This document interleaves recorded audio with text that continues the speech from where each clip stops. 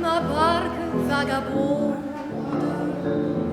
Un peu sur le modèle du Titanic, Marseille, mais peut-être aujourd'hui la société dans son ensemble, était constituée d'une juxtaposition de caissons parfaitement étanches. Mais comme pour le paquebot de légende, ce dispositif rassurant à première vue n'écartait sans doute en rien le risque de submersion. Il suffirait d'une lame un peu plus haute, d'une lame qui passe au-dessus des caissons. Et dans la République indépendante du squat Saint-Just, justement, où l'on écopait déjà depuis pas mal de temps, ce soir-là, c'était la panique en cabine. Une rumeur faisait état d'une évacuation imminente. Et là, cette personne a dit Saint-Just.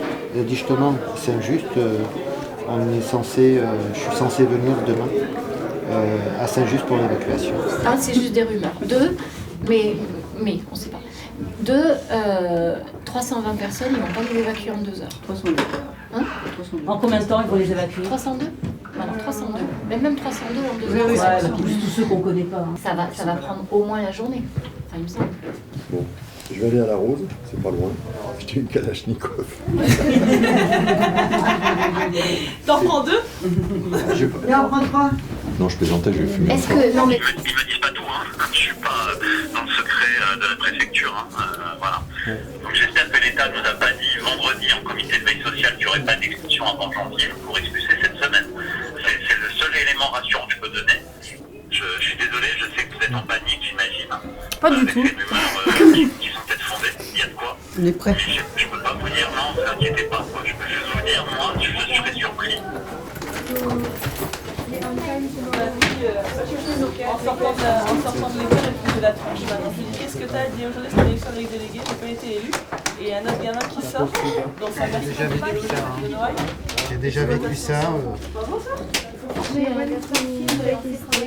J'ai déjà vécu ça, ça m'a pris la tête. Alors, différentes sources concordantes font état d'une évacuation possible de l'ensemble du bâtiment du 59 Saint-Just demain, mercredi 13 novembre, à partir de 6h.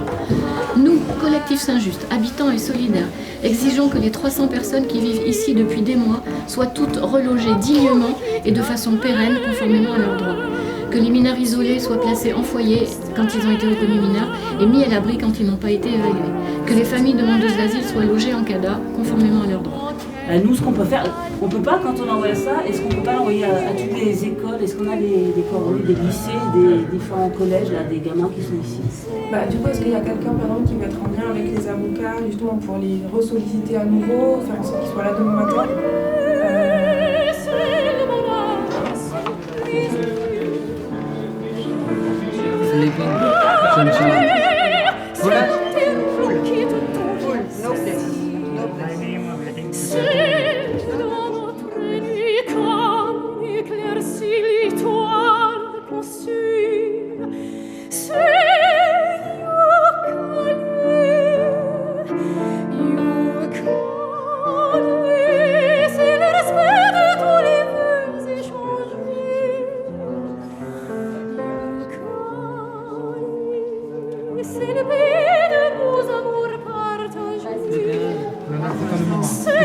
C'est pas le moment. Allez, Alex. C'est pas le moment. Allez, hop. Dans la cuisine.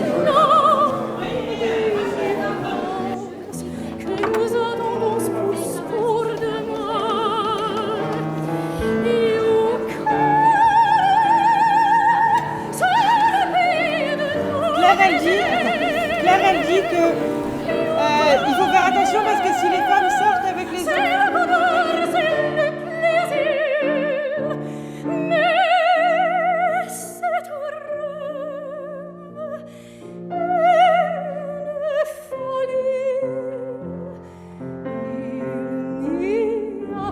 Pour nous, les gens qui vont à l'école demain, quelle est la solution pour nous?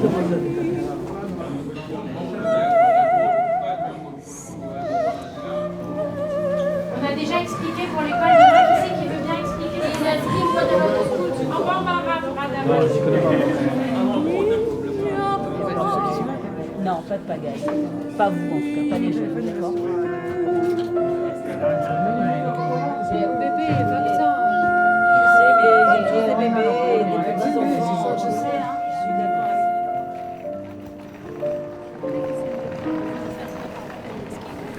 Mais ils vont où? Hein? Ils vont où? Je sais pas. Je sais pas. Bâtard.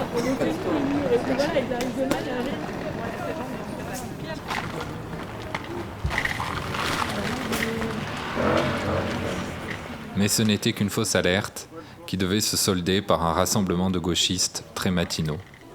Une fausse alerte qui montrait bien pourtant toute la fragilité de l'organisation de solidarité de l'institution clandestine qui s'était installée en face de l'hôtel du département, précisément pour pallier au manquement de cette autre institution. Et pendant ce temps, à quelques kilomètres à peine, Stéphane Ravier rassemblait ses troupes pour célébrer son Noël provençal.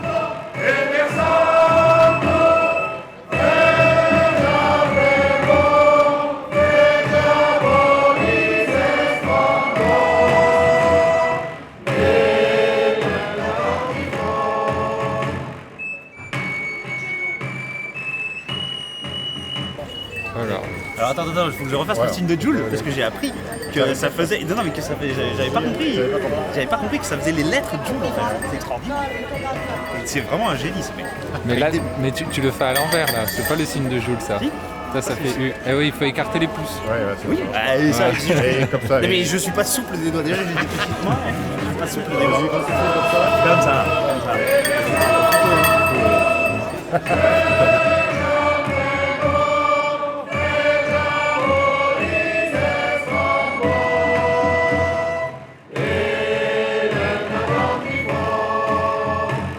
Nous avons été condamnés pour avoir organisé l'exposition de cette crèche et pour l'avoir fait bénir. Eh bien, c'était pour nous un grand honneur d'avoir été condamnés pour ça. Un grand honneur. Nous souhaitions donc être à nouveau condamnés. Eh bien, nous n'aurons pas cette opportunité puisque une certaine partie de l'Église, et encore une fois, de la haute hiérarchie de l'Église, n'a pas souhaité répondre à cette ferveur populaire, à cette demande des Marseillaises et des Marseillais qui, encore une fois, souhaitent que nos traditions soient non seulement respectées, mais qu'elles soient transmises aux jeunes générations. Alors, eh bien, je ne voudrais pas blasphémer, mais écoutez, je vais le faire moi-même, donc je vais la bénir.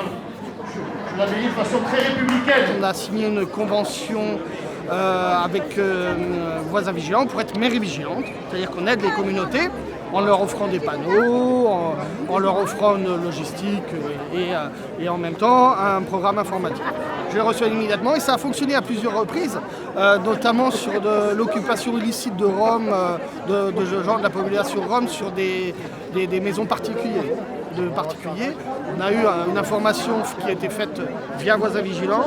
On a pu intervenir immédiatement, faire appel à la police et faire évacuer cette maison particulière. Hein. Voilà, tout à fait. Oui, mais c'est dommage, tu sais, des généraux, on n'en a pas des millions. Oui, mais justement, utilisez-les pour leurs réelles compétences, qui ne sont pas forcément des compétences de battleur ou de première ligne. Oui, c'est pour ça. On parle de Lombesque. Hein, oui. T'as pas demandé. Pas de point rouge allumé, non, mais c'est bon. Ouais. Non, je me méfie toujours à des micros cachés. Tu vois. Non, aucun problème. Aucun problème. Sinon, les moyens de vous retrouver. À la Balkany, on récupère la caméra. Moi, j'ai travaillé 3 ans en Italie et on peut régler ça à l'italienne. À l'italienne. Un accident, on ne sait jamais. C'est vite arrivé. Il s'est peut-être suicidé, les 2 pieds dans le béton au fond du port, on ne sait pas. Parce qu'en Italie, tu as 3 pouvoirs. Tu as l'Église, l'État italien et les systèmes mafieux. Et se partagent les rôles. Et ce que ne peut pas faire l'un, l'autre le fait. Quand il y a eu des gros problèmes, c'est avec les juges. Quand les juges ont voulu, le fameux juge Prior, Falcone, qui lui a terminé, transformé en éther, hein, eh bien, qui ont voulu faire un 4e pouvoir. Non, 3 pouvoirs. En Italie, les truands se flinguent entre eux, font la règle en Sicile, et se flinguent entre eux, et à l'écurie qui donnent l'absolution à tout le monde et qui font l'église. Et c'est un système qui fonctionne. Mon ambassadeur disait, on doit admettre que si l'objectif d'un État, c'est de faire en sorte que le peuple ne soit pas malheureux, dit d'abord on doit admettre qu'il y a d'autres systèmes que le système français qui fonctionnent, en particulier le système italien. Le peuple n'est pas plus malheureux en Italie qu'en France. C'est différent. C'est différent. Ça fonctionne différemment, ça ne fonctionne pas avec nos références. Mais ça fonctionne. Au résultat, ça fonctionne.